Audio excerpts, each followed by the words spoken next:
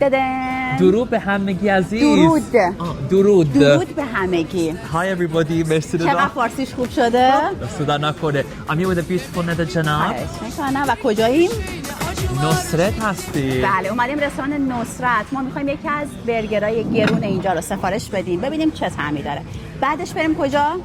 بعدا میریم یه جای یه برگر ارزون ترین میخوریم بین 1 تا 5 پوند قیمتشه. دقیقاً بین 1 تا 5 ببینیم که این تفاوت قیمت برای چیه. آیا اینجا برگرش خوشمزه تره یا اون برگری که بین 1 تا 5 پونده؟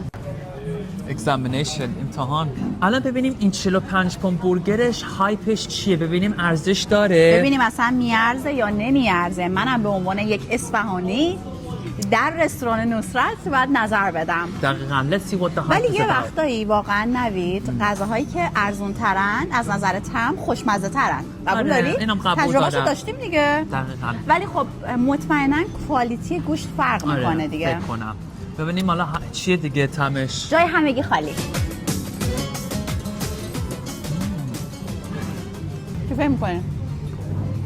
بگم رو راست اینقدر واو فکتوری نیست خودش برگرش، معمولیه. خیلی معمولیه به نظر من. خوش‌طعم. بیشتر سوخته است که داره مزه میکنه.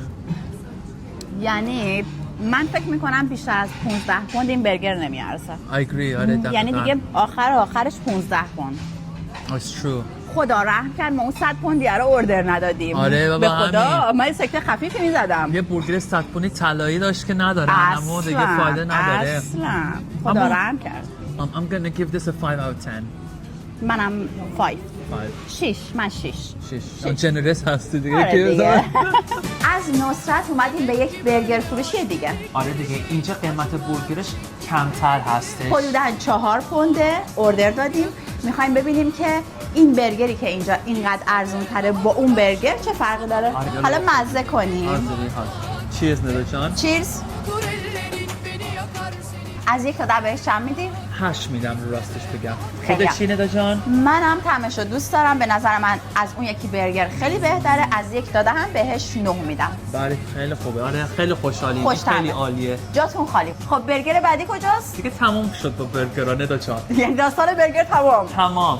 دیگه الان ندا من میخوام یه چیزی تو رو ببرم که شاید دوست داشته باشی. چیز دلکسیه. ما رو بردی کله پاچه بخورم دفعه پیش. این دفعه میخوای انتقام بگیری؟ نه انتقام نیست. نگران نباش. بیا بریم.